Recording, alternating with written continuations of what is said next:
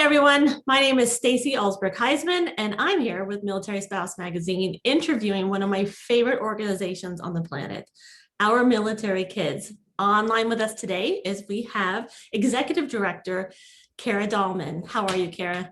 I'm great. How are you, Stacy? I'm doing great. I'm so excited that you're here with us today. This is by far my favorite organization.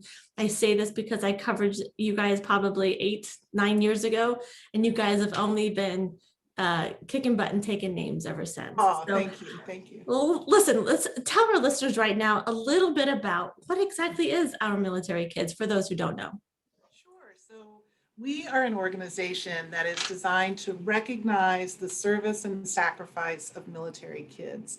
And military kids in general can be a vulnerable subset of children, and we serve a very vulnerable set, children who have a parent who's in the National Guard, in the Reserve, or a parent who's recovering from severe injuries. And what we do to recognize their service and sacrifice is we provide extracurricular activity grants. So Love a it. $300, I know. So the child will, who applies and is approved for the grant, gets a top secret package with dog tags and a bracelet and a certificate. And yeah, but more importantly, the activity that they've decided to attend or join, they'll get a letter and a check to the organization so that they can participate in whatever that activity is. Okay, that's just amazing because it sounds like you guys are all like the cherry on top of the sundae. You guys are all with sprinkles, which is really awesome. Okay, so let's talk about who's eligible because it's a very unique population. Yes, it really is. So the age range is from 3 years old to 18 or graduating from high school. And your parent has to be in the National Guard or the Reserve and deployed overseas for 120 days or more. Most of the families are deployed for much longer than much that, longer, yeah. Yes. Or your parent has to be severely injured with the ratings that the Veterans Administration uses and in some kind of therapy or recovery. Sure. And that actually covers a wide swath of kids, doesn't it? Yes, it does. Okay, so let's talk about why the bells and whistles, the cherries, the sprinkles, why are the extracurriculars so important? It is a really fantastic question. And what I have learned since joining this organization just 9 months ago is that extracurricular activities give children confidence. They help the child build community. So we have these children who are, with the Guard, with the Reserve. Parents have been serving and are now in recovery of some kind. And they don't have a military installation close by. They don't have a military community. And so many of these children don't even identify as military kids. I know. So what we want to do is we want to say, you are important. And because of you and the service there of your parents, you're eligible to participate in this activity. And the other part of it is, it's an extracurricular, but it's something that the child chooses. That's something that we have really emphasized is it's not mom or dad saying you need to play basketball. It's like, I want to do circus acrobatics, or I want to do skiing, or, something. And the other part, there are mentors who are involved, other community members when a parent is physically or emotionally separated from the child or the family. But it's also something, I remember Max in particular, he took up piano lessons. And, 6 years later, he aspires to be a concert pianist. Okay, that's cool. And, our most famous alumna is Gabby Douglas. And when her dad was deployed, she went to these gymnastics camps and, 2 gold medals later. So it's about the community. It's about giving the child a choice to pursue a passion. And that really makes a difference when they're going through a very difficult time with a parent who's gone. I love this organization. Absolutely. And you guys have been around for a long time. Tell me how long you guys have been around and how much money have you given away? Yeah, it's a pretty large sum. We were founded 17 years ago, 2004, and we have given away more than $28 million to 71,000 children. So it's a big chunk of change Let's just over say that again. that. $28 million and Yes, just this. 71,000 children you've connected with. I mean, I really, as a military kid advocate, and supporter, I just think that's amazing. Really. I just love you guys. I think that is by far one of the best numbers I think I've ever heard. Well, thanks. Yeah, it's a joy, and the other piece of that is that we survey our grant recipient Mhm. families every year, and the feedback we get is tremendous. And from a lot of a significant number of families, because they're very grateful for the gift of the activity grant. But what I love is that the top box for improving family morale and improving the service members' morale. And the majority of these families, like 90% plus, would not have chosen to do the extracurricular activity or offer the activity to the child were it not for our military kids. So that really speaks volumes about, what the impact really can be on the family if they're able to Well, fill sure. out If the you application. have, as a military family like myself, if my husband's deployed and if I have a grant to get my kid into, say, horseback riding where I wouldn't be able to afford it normally, I think that would be fantastic. You're Yep. right. The impact is very big, and I think that's noteworthy. Tell me a little bit about, we talked about eligibility requirements, but why was it so important to include the severely injured? Tell me a little bit about that. Yeah, well, yeah, that's a very good question. it, I really like to think of all of our beneficiary children in a similar light, in that they are going through a difficult time with a parent gone or a parent in therapy or in recovery of some kind. And to have this extracurricular activity to distract from, maybe their hospital visits or whatever the service member is going through, you can fall back on the activity and maybe possibly mentors, coaches, teachers, band directors, whatever it is, to help you where there might be a void.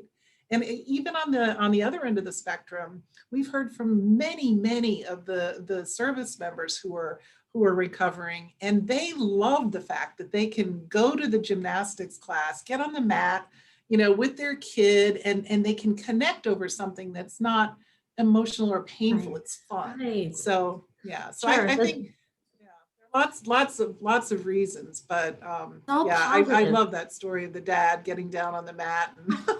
I mean, really, because it creates a different memory than the memories that they're having. They create a positive, engaging, Yes, going yes. forward type of memory versus looking back. I think that's, gosh, I can't, that is huge, I think. So, okay, well, that makes sense. I mean, between the National Guard, Reserve, and the severely injured, and that means severely injured across all branches, not just, and all services, not just Guard and Correct. Reserve, correct? So active duty members as well.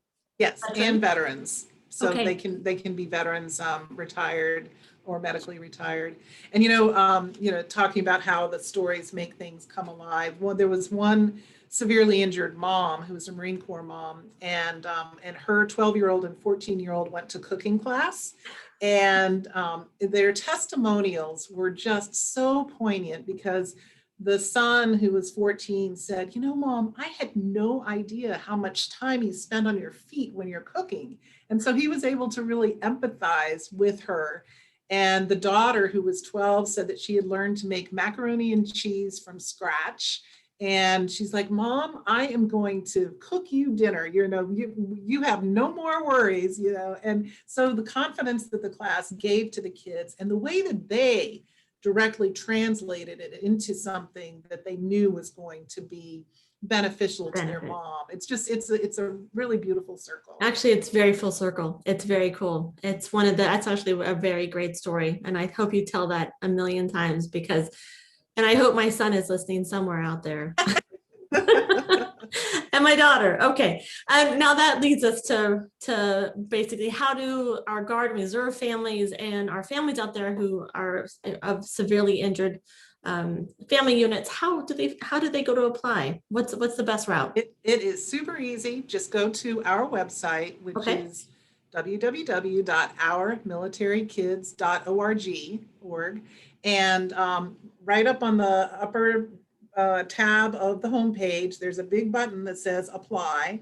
You click there and all the forms are online. And then there are some documents that are required to verify and validate.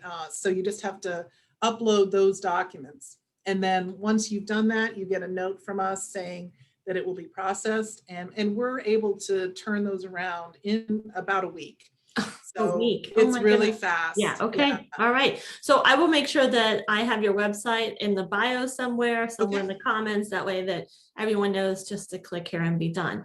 But one last question, and we didn't really talk about this before, but I'm really interested to know how our military kids have been able to pivot or shift during the pandemic, because I think when I notice empty soccer fields, I notice darkened classrooms and empty dance studios. So how has our military kids been able to pivot? Yes, it has been a tremendous pivot, honestly. So we were a little bit concerned because there weren't, there weren't very many applications in the early part of the pandemic. And we launched a campaign called Honor 120, where we expanded the grant criteria, and we were really just trying to promote the availability of the grants. And our families found activities like nobody's business.